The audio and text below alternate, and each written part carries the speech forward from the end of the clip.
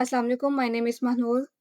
हम 9th chemistry में chapter number 3 chemical bonding को स्टडी कर रहे थे।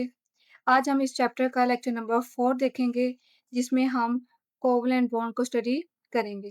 कोवलेंट बॉन्ड में हमने जो-जो चीज़ें करनी हैं, जो-जो चीज़ें आज हम सीखेंगे, वो तमाम मैंने यहाँ पे मेंशन कर दी हैं। वन बाय वन करके हम इनको स्टडी करेंगे, इनके बारे में समझेंगे। फर्स्ट है हमारे पास इनकी डेफिनेशन। अ बॉन्ड फॉर्म बनेगा बाय शेयरिंग ऑफ इलेक्ट्रॉन। जो बॉन्ड शेयरिंग ऑफ इलेक्ट्रॉन से बनेगा वो हमारे पास कहलाएगा कॉल्ड कोवेलेंट बॉन्ड। नेक्स्ट हम इनके एग्जांपल देखते हैं। एग्जांपल करने से पहले आप यहाँ पे नोट कर लें, हाइड्रोजन के पास जो वैलेंस इलेक्ट्रॉन होते हैं वो हमारे पास होते हैं 1 इलेक्ट्रॉन। क्लोरीन के पास वैलेंस इलेक्ट्रॉन होते हैं 7। कार्बन के पास वैलेंस इलेक्ट्रॉन होते हैं 4। ऑक्सीजन के पास वैलेंस इलेक्ट्रॉन होते हैं 6 और नाइट्रोजन के पास वैलेंस इलेक्ट्रॉन होते हैं 5 इलेक्ट्रॉन। अगर आपने ये टॉपिक अच्छे तरीके से स्टडी करना है तो आपको इन एलिमेंट्स के वैलेंस इलेक्ट्रॉन के बारे में आपको पता होना चाहिए, ये आपके फिंगर टिप्स पर हो। और वैलेंस इलेक्ट्रॉन आपको पता होगा, अगर आपने मेरे आखिरी लेक्चर्स लिए हैं, जो पिछले लेक्चर्स थे, इनको कहते हैं आखिरी शेल में जो इलेक्ट्रॉन मौजूद होते हैं उनको कहते हैं वैलेंस इलेक्ट्रॉन। आखिरी शेल वाले इलेक्ट्रॉन को वैलेंस इलेक्ट्रॉन कहा जाता है। एग्जाम्पल हम लेते हैं हाइड्रोजन की एंड क्लोरीन की। हाइड्रोजन के पास जो इलेक्ट्रॉन होते हैं आखिरी शेल में वो 1 होता है, और क्योंकि इसके इलेक्ट्रॉन हम डॉट से शो कर रहे हैं तो क्लोरीन के हम शो करेंगे क्रॉस से।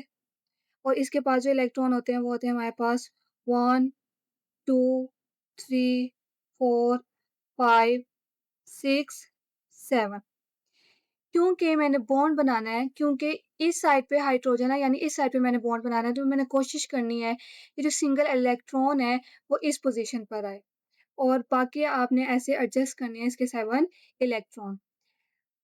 और हमें पता है क्लोरीन को स्टेबल होने के लिए 1 इलेक्ट्रॉन चाहिए और हाइड्रोजन को भी स्टेबल होने के लिए 1 इलेक्ट्रॉन चाहिए। और ये टॉपिक उन्हीं को समझ में आएगा जिन्होंने पिछले लेक्चर्स पढ़े हैं, लेक्चर 3, 2, 1।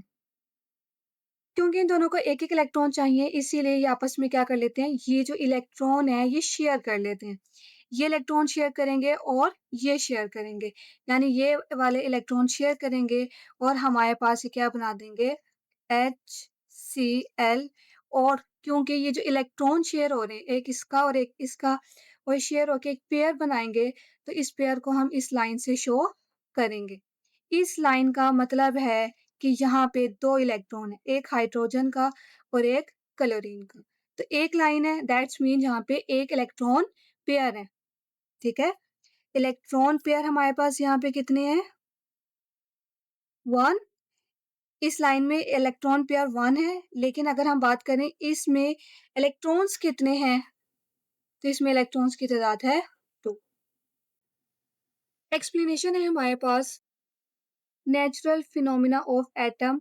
एटम का एक नेचुरल फिनोमिना है, कुदरती अमल है। कुदरती अमल कौन सा अमल है? Atoms lower their energy. Atoms अपनी एनर्जी कम करते हैं बाय फॉर्मिंग बॉन्ड। वो बॉन्ड बनाकर अपनी एनर्जी को कम करते हैं। यानी जब एटम बॉन्ड बनाएंगे तो उनकी एनर्जी ऑटोमेटिकली कम होगी। और हमें पता है कि एटम बॉन्ड क्यों बनाते हैं, टू बिकम स्टेबल। स्टेबल होने के लिए एटम बॉन्ड बनाते हैं। और स्टेबिलिटी की पहचान हमारे पास क्या है? एटम्स एक्वायर हासिल करना चाहते हैं, atoms electronic configuration of noble gases. तो बेसिकली वो ये इसलिए हासिल करना चाहते हैं क्योंकि वो स्टेबल होना चाहते हैं, और स्टेबल होने के लिए उन्होंने बॉन्ड बनाना है। और जब बॉन्ड बनेगा तो उनकी एनर्जी ऑटोमेटिकली कम होगी। तो यहाँ पर हमारे पास जो हमने डिस्कस करने थे या कर रहे थे, वो थे वेज ऑफ फॉर्मिंग बॉन्ड, या फिर हम कह सकते हैं लोअर देयर एनर्जी। कि हमारे पास बॉन्ड बनाने के तरीके और जब बॉन्ड बनेगा तो ऑटोमेटिकली एनर्जी भी कम होगी। तो जिन तरीकों की हम बात करेंगे वो बेसिकली बॉन्ड बनाने के लिए भी हैं और वो एनर्जी को कम करने के लिए भी हैं क्योंकि जब बॉन्ड बनेगा तो एनर्जी ऑटोमेटिकली कम होगी। एक जो मेथड था वो हमने डिस्कस कर लिया था और वो क्या था कि एटम्स जो हैं फॉर्म बॉन्ड बॉन्ड बनाने के लिए या फिर हम कह सकते हैं लोअर देयर एनर्जी अपनी एनर्जी को कम किस तरीके से करते हैं बाय ट्रांसफर ऑफ इलेक्ट्रॉन।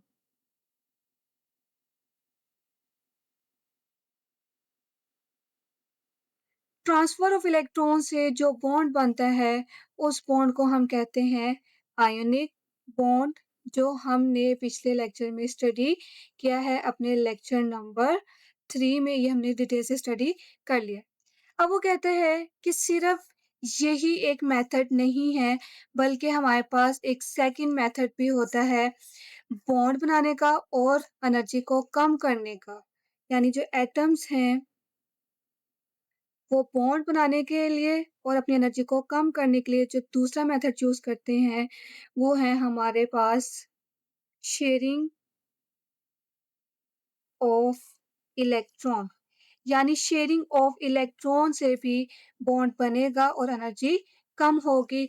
इस शेयरिंग ऑफ इलेक्ट्रॉन को जो नाम दिया जाता है वो नाम दिया जाता है कोवैलेंट बॉन्ड। तो ये बेसिकली हमारा आज का मेन टॉपिक कोवैलेंट बॉन्ड आपके एक्सप्लेनेशन में ये चीज़ मेंशन की हुई है। एक्सप्लेनेशन में हमने एक और चीज़ स्टडी करनी है और वो है हमारे पास energy changes during covalent bond formation. ये जो हमारे पास कोवैलेंट बॉन्ड की फॉर्मेशन के दौरान एनर्जी चेंजेस कौन सी होंगी उनको हमने स्टडी करना है। हम देखते हैं कि इसमें क्या होता है when two atoms approach each other.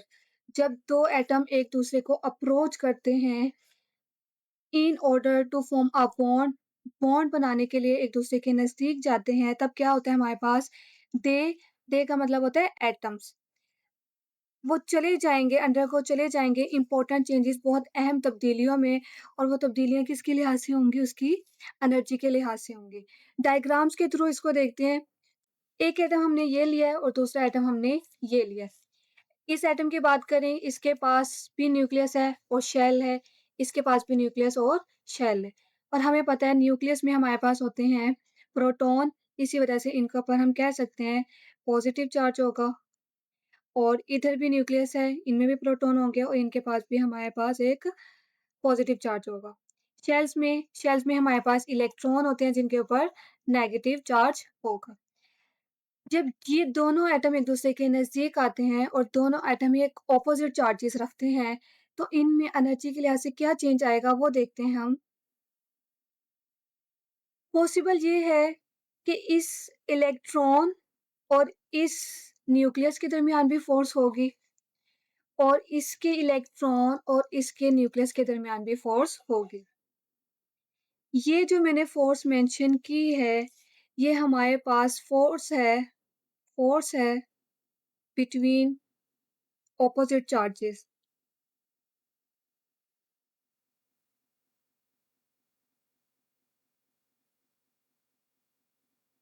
और ये जो ऑपोज़िट चार्जेस के दरमियान फ़ोर्स होती है, इस फ़ोर्स को हम नाम देते हैं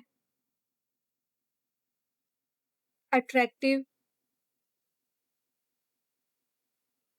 फ़ोर्सेस। सेकंड जो फ़ोर्स होगी इसमें,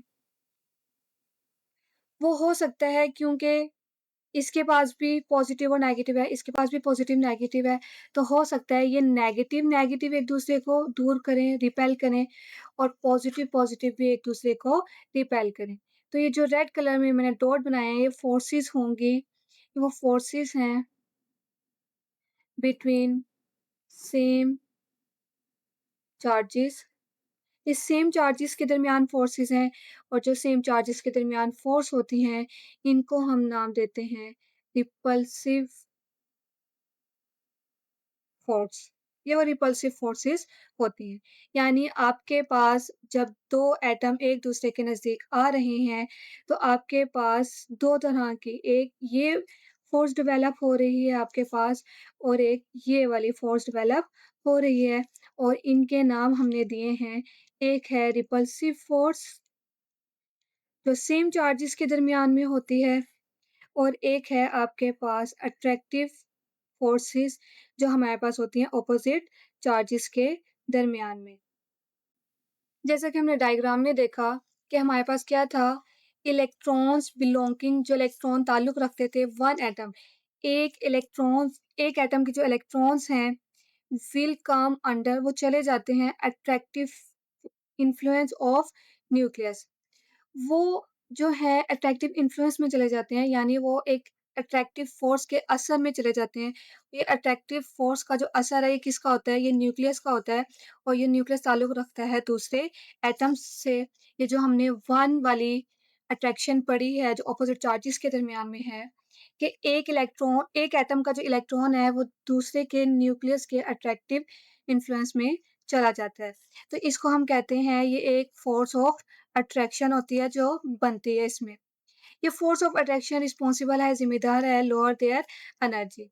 ये जो फोर्स ऑफ अट्रैक्शन होती है बेसिकली यही फोर्स ऑफ अट्रैक्शन जो है एनर्जी को कम करने की जिम्मेदार होती है। सेकंड जो हमारे पास थे वो क्या थे, electrons and nucleus of one atom. एक ही एटम के जो इलेक्ट्रॉन एंड न्यूक्लियस हैं विल रिपेल, वो दूर फेंकेंगे किसको, electrons and nucleus of other atom, दूसरे एटम के इलेक्ट्रॉन्स और न्यूक्लियस को, जो हमने इधर 2 पर यहाँ पे पढ़ी हैं जो सेम चार्जेस के दरमियान होती हैं और ये रिपल्सिव फोर्स होती हैं। ये रिपल्सिव फोर्स क्या होती है, ये रिस्पॉन्सिबल होती है for increasing energy. Repulsive force का काम है वो एटम्स की एनर्जी को बढ़ाते हैं। एज अ रिजल्ट नतीजे में क्या होगा, हमारे पास थी 2 फोर्सेस। एक थी अट्रैक्टिव फोर्स और सेकंड थी हमारे पास रिपल्सिव फोर्स।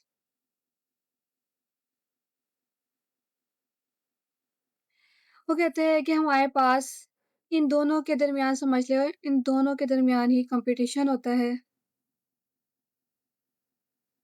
इस कंपटीशन में, इस मुकाबले में अगर अट्रैक्टिव फोर्स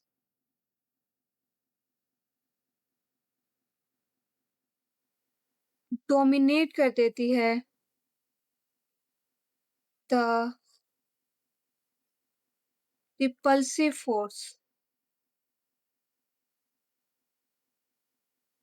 इसका क्या मतलब है हमारे पास कि जो अट्रैक्टिव फोर्स है वो डोमिनेट करती है। डोमिनेट का मतलब होता है अट्रैक्टिव फोर्स हावी होगी, जीत जाएगी और किसकी निस्बत जीत जाएगी, रिपल्सिव फोर्स की निस्बत।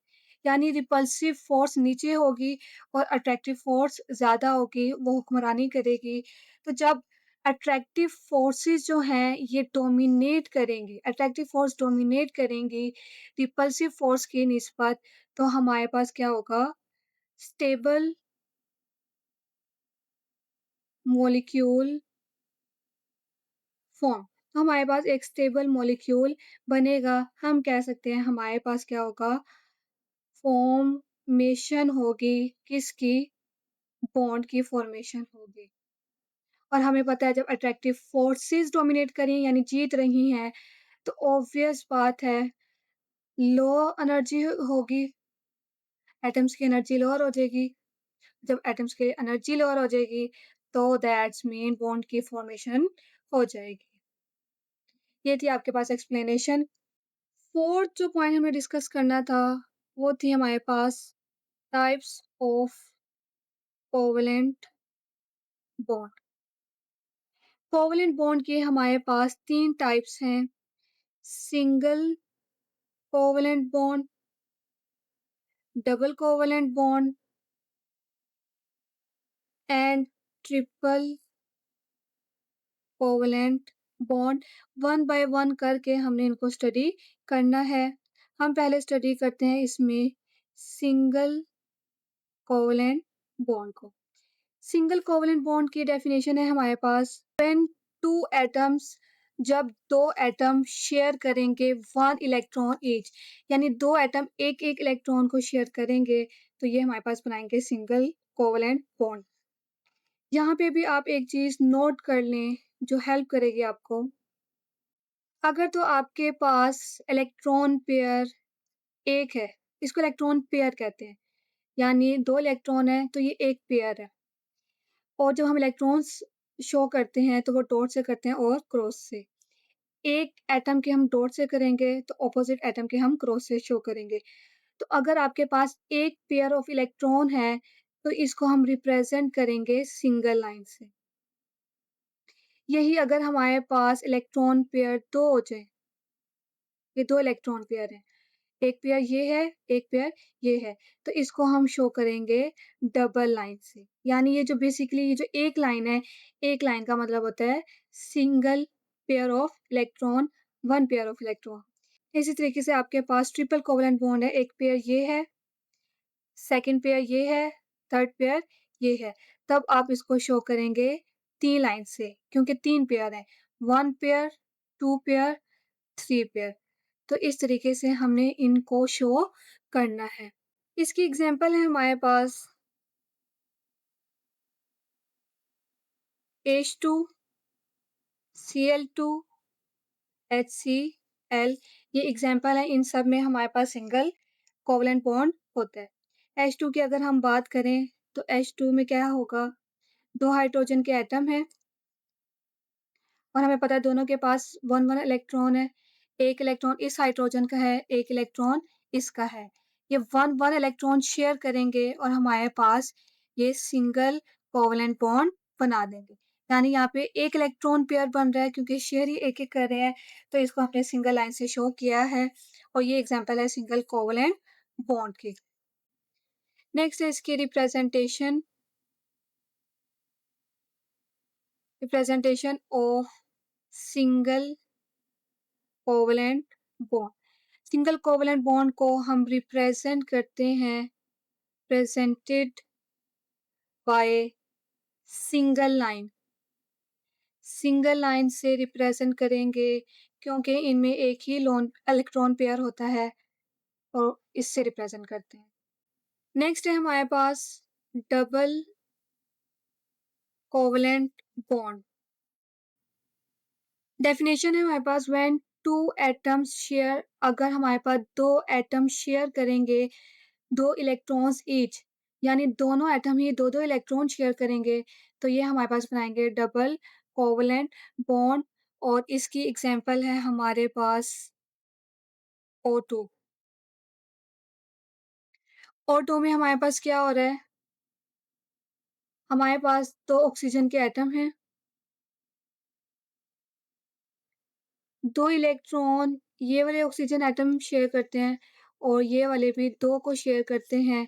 यहाँ पे हमारे पास इलेक्ट्रॉन पेयर दो बन रहे हैं क्योंकि दो दो शेयर कर रहे हैं, इसीलिए इसको हम रिप्रेजेंट करेंगे डबल लाइन लगाकर।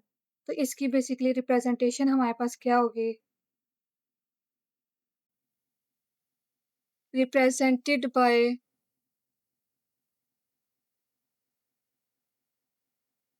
Double line. डबल लाइन से इसको हम रिप्रेजेंट करेंगे। थर्ड है हमारे पास triple covalent bond.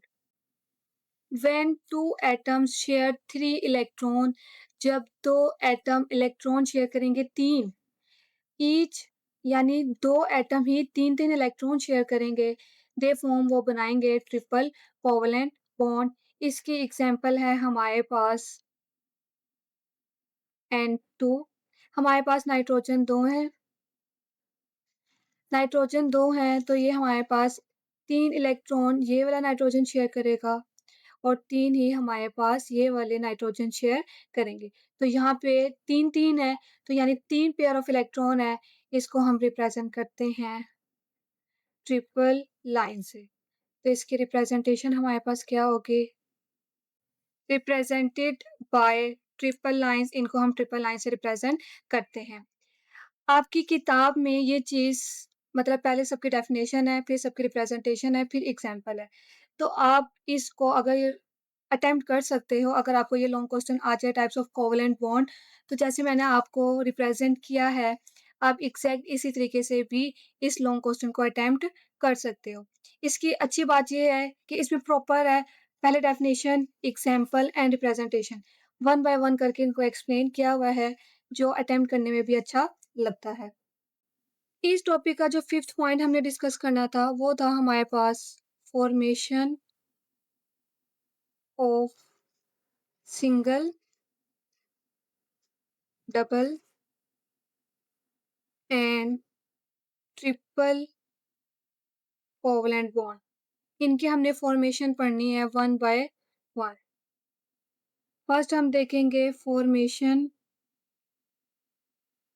Of single covalent bond और डायग्राम के थ्रू हमने इनको देखना है।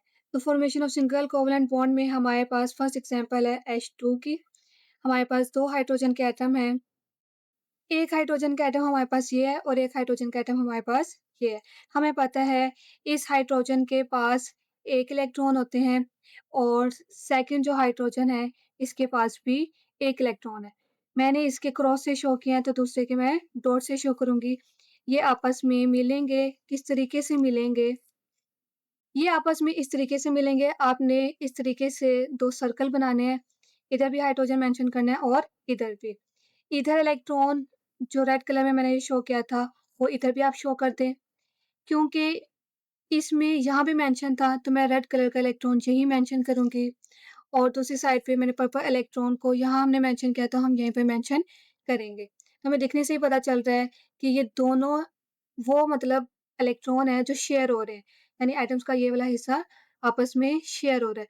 अब ये दोनों इलेक्ट्रॉन इस हाइड्रोजन के हैं और ये दोनों इलेक्ट्रॉन ही इस हाइड्रोजन के हैं क्योंकि ये दोनों का ये वाला जो हिस्सा है, ये आपस में मर्ज हो गया है, मिल गया है। तो हमारे पास क्या हो रहा है, आपके पास 2 हाइड्रोजन के एटम थे और एक हाइड्रोजन ने 1 इलेक्ट्रॉन शेयर किया और दूसरे वाले ने अपना 1 इलेक्ट्रॉन शेयर किया और शेयर करके इन्होंने क्या बनाया? सिंगल कोवैलेंट बॉन्ड H2 जिसको हम कहते हैं। नेक्स्ट इसकी एग्ज़ाम्पल है Cl2, क्लोरीन के 2 एटम हैं हमारे पास। इस क्लोरीन के पास भी आपके पास कितने इलेक्ट्रॉन होंगे? 7 हमें पता है। आखिरी शेल में 7 इलेक्ट्रॉन होते हैं। 1, 2, 3, 4, 5, 6, 7। दूसरी साइड पे भी हमारे पास यही इलेक्ट्रॉन होंगे। 1, 2, 3, 4, 5, 6, 7। आपने जब इन एटम्स की डिस्ट्रीब्यूशन करनी है तो इस बात का ख़ास ख़्याल रखना है कि जो सिंगल इलेक्ट्रॉन है ये आमने-सामने हो और बाकी आपने अ, जो 7 इलेक्ट्रॉन हैं वो उनको डिस्ट्रीब्यूट कर देना है अपनी समझ के लिहाज से। ये जब मिलेंगे तो किस तरीके से मिलेंगे? सेम जैसे ऊपर हाइड्रोजन मिले हैं वैसे ही मिलेंगे।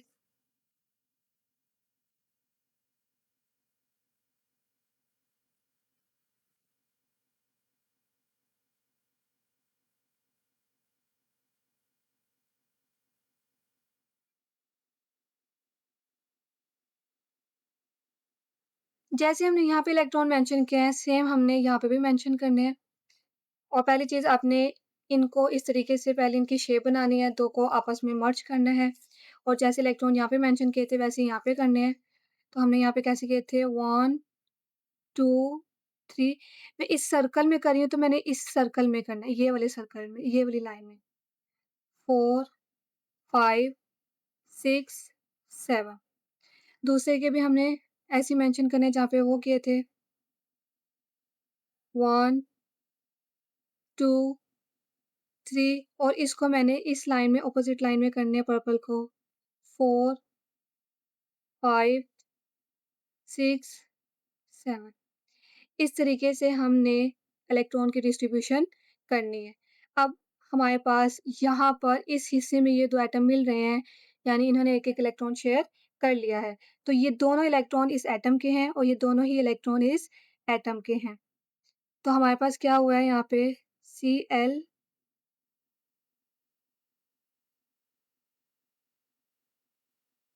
इसके पास भी 7 इलेक्ट्रॉन थे। इस तरीके से भी आप अपडाइट कर सकते हैं अगर आपको समझ लग गई है। और दूसरी साइड पे भी 7 इलेक्ट्रॉन थे 4, 2, 4, 6, 7 ये वाले इलेक्ट्रॉन शेयर हो रहे हैं तो ये आपस में एक लाइन आ जाएगी क्योंकि इसमें एक इलेक्ट्रॉन पेयर है और बाकी जो यहाँ पे इलेक्ट्रॉन थे वो एज इट इज हमारे पास आएंगे क्योंकि वो बॉन्डिंग में हिस्सा नहीं ले रहे। नेक्स्ट है हमारे पास formation of double covalent bond और इसकी एग्जांपल है हमारे पास O2 यानी हमारे पास ऑक्सीजन के 2 एटम्स होंगे। ये भी हमारे पास ऑक्सीजन का एटम है और ये भी हमारे पास ऑक्सीजन का एटम है। अब हमें पता है कि ऑक्सीजन के आखिरी शेल में 6 इलेक्ट्रॉन होते हैं 1, 2, 3, 4, 5, 6 और दूसरा भी ऑक्सीजन है इसलिए इसके पास भी 6 इलेक्ट्रॉन होंगे। क्योंकि हमने यहाँ पे डबल करने हैं तो ये ख्याल रखना है तो डिस्ट्रीब्यूशन इलेक्ट्रॉन की हमने ऐसे करनी है और दो इलेक्ट्रॉन इस साइड पे एक दूसरे के आमने सामने होंगे। ये भी वैसे ही मर्ज होंगे जैसे पिछले वाले एटम्स आपस में मर्ज हुए हैं। इस तरीके से आपने इनको मर्ज करना है 2 एटम्स के सर्कल्स को। और एक और चीज़, ये जो मैंने सर्कल्स बनाए हैं या ये जो साइज़ है, इनमें थोड़ा बहुत फ़र्क चल जाता है लेकिन बहुत ज़्यादा फ़र्क नहीं होना चाहिए। तो इसमें भी हम इलेक्ट्रॉन की डिस्ट्रीब्यूशन करते हैं यहाँ पे वैसे ही जैसे पहले की थी 1, 2 और इसी लाइन में आएँगे 3, 4, 5, 6 इस तरीके से करनी है। दूसरी साइड पे भी 1, 2, 3, 4, 5, 6 इस बात का ख़ास ख़्याल रखना है, ये जो लाइन आ रही है ये डॉट वाली है और ये जो लाइन आ रही है ये क्रॉस वाली है। तो इस तरीके से आपके पास यहाँ पर 2-2 इलेक्ट्रॉन शेयर हो रहे हैं। दैट्स मीन आपके पास ऑक्सीजन के जो 2-2 इलेक्ट्रॉन हैं वो शेयर हो रहे हैं 1, 2, 3, 4, 5, 6 और इसके पास भी 6 है 1, 2, 3, 4, 5, 6 ये 2 इलेक्ट्रॉन शेयर हो रहे हैं दैट्स मीन आपके पास इस तरीके का स्ट्रक्चर आएगा ये। ये 2 थे तो हमने इनकी जगह क्योंकि यहाँ पे शेयरिंग हो रही है इस हिस्से में और 2 इलेक्ट्रॉन पेयर हैं तो यहाँ पे 2 लाइन्स आ जाएँगी। और जो इनके बाकी इलेक्ट्रॉन थे वो एज़ इट इज़ इनके पास ही रहेंगे क्योंकि वो बॉन्डिंग में हिस्सा नहीं ले रहे। नेक्स्ट है हमारे पास formation of triple covalent bond. इसकी एग्जांपल है हमारे पास N2 2 नाइट्रोजन के एटम्स हैं। ये 2 नाइट्रोजन के एटम्स हैं हमारे पास। नाइट्रोजन के आखिरी शेल में हमारे पास 5 इलेक्ट्रॉन होते हैं। तो इस तरीके से हमने 5 की डिस्ट्रीब्यूशन यहाँ पे करनी है क्योंकि यहाँ पे 3-3 इलेक्ट्रॉन शेयर होंगे। तो 3 इलेक्ट्रॉन को हमने इस साइड पे रखना है। इसके भी हमने जो 3 इलेक्ट्रॉन्स हैं, उनको इसी साइड पे रखना है 1, 2, 3 और बाकी 2 इलेक्ट्रॉन्स हम ऊपर-नीचे कहीं पर भी मेंशन कर सकते हैं। तो ये आपस में बॉन्ड बनाएँगे। इस तरीके से हमने इनकी शेप बनानी है, इनको मर्ज करना है, आपस में मिलाना है 2 शेल्स को और इसके जो इलेक्ट्रॉन्स आएँगे एग्ज़ैक्ट वैसे ही जैसे पहले 2 और 3 इस साइड पर आएँगे और इसके भी इलेक्ट्रॉन ऐसे ही आएँगे जैसे हमने पहले डिस्ट्रीब्यूशन किया है 1, 2 इधर और इस लाइन पे 3 इलेक्ट्रॉन्स यहाँ पर आएँगे। अब यहाँ पे देखो तो 3-3 की शेयरिंग हो रही है इस हिस्से में, तो हमारे पास क्या मतलब है इस चीज़ का कि नाइट्रोजन है और नाइट्रोजन के पास 5 इलेक्ट्रॉन थे जिनमें से 3 शेयर हो रहे हैं। इसके पास भी 5 इलेक्ट्रॉन थे जिनमें से 3 ये शेयर कर रहे हैं। तो ये 3-3 इलेक्ट्रॉन शेयर कर रहे हैं दैट्स मीन ये ट्रिपल कोवलेंट बॉन्ड बना रहे हैं। यहाँ पे कुछ मैं जनरल क्वेश्चन जो आपको कॉन्सेप्ट के लिहाज से आने चाहिए जस्ट फॉर द कॉन्सेप्ट वो क्या आपके पास हमने पढ़े हैं कि इनमें ये सिंगल कोवलेंट बॉन्ड है, ये हमारे पास डबल कोवलेंट बॉन्ड है और ये हमारे पास ट्रिपल कोवलेंट बॉन्ड है। ये हमारे पास कौन-सा है? सिंगल, ये वाला बॉन्ड, डबल और ये वाला बॉन्ड हमारे पास ट्रिपल। तो ये एमसीक्यूज़ वगैरह में आपसे पूछे जा सकते हैं कि जो सिंगल कोवलेंट बॉन्ड है, इसमें जो इलेक्ट्रॉन पेयर हैं, वो कितने हैं? सिंगल में अगर इलेक्ट्रॉन पेयर की बात करेंगे तो वो होंगे 1 और इस पेयर में यानी इस सिंगल में कितने इलेक्ट्रॉन होंगे? तो इलेक्ट्रॉन की जो तादाद होगी वो 2 होगी। पेयर इलेक्ट्रॉन के 1 है और जो इलेक्ट्रॉन होंगे वो 2 होंगे। इसी तरीके से ये डबल कोवलेंट बॉन्ड है, तो इस डबल में इलेक्ट्रॉन पेयर की तादाद क्या है? और इलेक्ट्रॉन की तादाद क्या होगी? इस ट्रिपल में भी इलेक्ट्रॉन पेयर की तादाद क्या है? और इनमें इलेक्ट्रॉन की तादाद क्या होगी? तो ये जो इलेक्ट्रॉन पेयर है डबल में, तो आपके पास यहाँ पे 2 लाइन्स हैं, यानी 2, एक पेयर ऊपर है, एक पेयर नीचे। तो हम कहेंगे यहाँ पे 2 इलेक्ट्रॉन पेयर हैं और यहाँ पे इलेक्ट्रॉन कितने हैं? 4। इधर बात करें, एक इलेक्ट्रॉन पेयर, दूसरा और तीसरा, क्योंकि 3 लाइन्स हैं यहाँ पे 3 लाइन्स हैं, दैट्स मीन यहाँ पे 3 पेयर ऑफ इलेक्ट्रॉन है और इलेक्ट्रॉन्स जो होंगे वो होंगे 6। तो ये याद रखना है।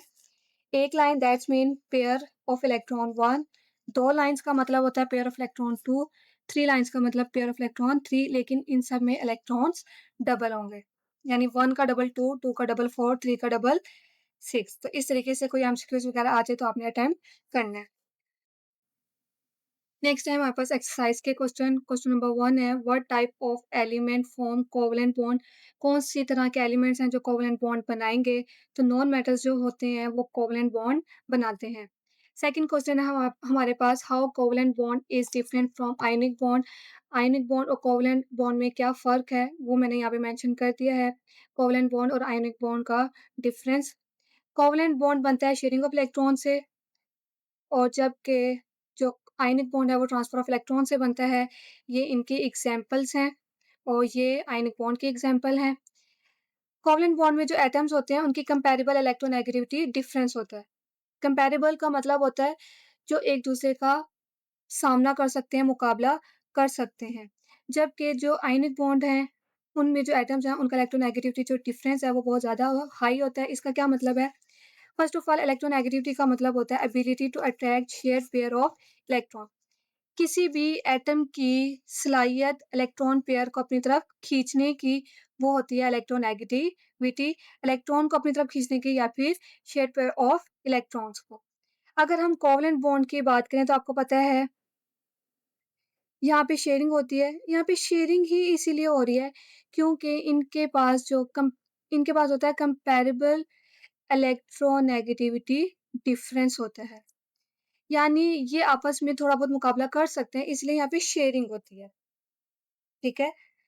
मतलब गुंजाइश हो जाती है, ये आपस में शेयर करके बॉन्ड बना सकते हैं। जबकि जो आयनिक बॉन्ड है, इसमें लॉस इलेक्ट्रॉन होता है और गेन होता है। क्यों होता है? क्योंकि इसका जो इलेक्ट्रोनेगेटिविटी डिफरेंस है, वो बहुत हाई इलेक्ट्रोनेगेटिविटी डिफरेंस होता है। हाई इलेक्ट्रोनेगेटिविटी डिफरेंस का मतलब है जैसे सोडियम है और क्लोरीन। क्लोरीन का इलेक्ट्रोनेगेटिविटी डिफरेंस बहुत ज़्यादा है, मतलब बहुत हाई है, जबकि सोडियम का इलेक्ट्रोनेगेटिविटी जो वैल्यू है वो बहुत कम होती है। यही वजह से सोडियम है ये लॉस कर देते हैं, यानी अपना पूरा इलेक्ट्रॉन दे देते हैं, क्योंकि इनकी जो इलेक्ट्रोनेगेटिविटी है वो बहुत कम है और क्लोरीन की इलेक्ट्रोनेगेटिविटी बहुत ज़्यादा होती है, इसलिए ये इलेक्ट्रॉन पूरा गेन कर लेते हैं अपनी ताकत की वजह से। ठीक है? इसका क्या मतलब है कि क्लोरीन की इलेक्ट्रॉन को अपनी तरफ खींचने की ताकत बहुत ज़्यादा है और सोडियम की बहुत कम है, क्योंकि डिफरेंस ज़्यादा है, इसलिए इधर लॉस और गेन होता है। जबकि यहाँ पर जैसे HCl में शेयरिंग है इलेक्ट्रॉन की, यहाँ पर थोड़ा बहुत होता है। क्लोरीन की पावर ज़्यादा है, लेकिन हाइड्रोजन की पावर बहुत कम नहीं है, इसीलिए यहाँ पे इलेक्ट्रॉन की शेयरिंग होती है, लॉस और गेन नहीं होता, वो उसकी रीज़न ये है। तो यह क्वेश्चन आ जाए तो आपने ऐसे अटेम्प्ट करना है। किताब से भी हम देख लेते हैं, हमारे पास कोवलेंट बॉन्ड है। यहाँ से यहाँ पे डेफिनेशन से आप लोग स्टार्ट करेंगे। लॉन्ग क्वेश्चन वगैरह अगर आ जाता है या कुछ भी, तो आप डेफिनेशन करोगे। डेफिनेशन के बाद ये वाला पैराग्राफ आपकी एक्सप्लेनेशन है। डेफिनेशन मैंने लेक्चर में मेंशन कर दिया है। ये सारा आप पढ़ लीजिएगा, कोई प्रॉब्लम नहीं होगी क्योंकि मैंने लेक्चर में डिटेल से स्टडी किया है। इसका जो नेक्स्ट पॉइंट बनेगा एक्सप्लेनेशन में ही आएगा लेकिन इसकी सब हेडिंग आपके पास होगी energy changes during covalent bond formation. ये सारा यहाँ पे आपकी हो जाएगी ख़त्म। उसके बाद यहाँ से आपके पास स्टार्ट होगा, इनकी टाइप स्टार्ट हो जाएँगी। ये सिंगल कोवलेंट बॉन्ड की डेफिनेशन है, ये डबल की और ये ट्रिपल की। आप ये भी कर सकते हो, मतलब आपकी मर्ज़ी है। जैसे मैंने आपको लेक्चर्स में मेंशन किया, आप वैसे भी कर सकते हो। ये टाइप्स में इन्होंने सारा इकट्ठे ही मेंशन आपको कर दिया, डेफिनेशन एक साथ दे दिए हैं। फिर उसके बाद ये आपकी रिप्रेजेंटेशन है, ये भी उन्होंने इकट्ठी दे दी है। तो आप सिंगल-सिंगल कर लोगे जैसे मैंने लेक्चर्स में मेंशन किया हुआ है, तो एक वो चीज़ अच्छी होती है, रिप्रेजेंटेबल होती है। ये लाइन करने की ज़रूरत नहीं है। एक्सरसाइज़ हमने कर ली हैं अपने लेक्चर में। इसी तरीके से ये आपके पास फॉर्मेशन है, formation of single single covalent bond, double covalent bond है और ये ट्रिपल कोवलेंट बॉन्ड की फॉर्मेशन है। जो शॉर्ट क्वेश्चन या लॉन्ग क्वेश्चन आपको आ सकती है, तो आपने इनकी प्रैक्टिस करनी है अच्छे से जैसे मैंने करवाई है स्टेप बाय स्टेप।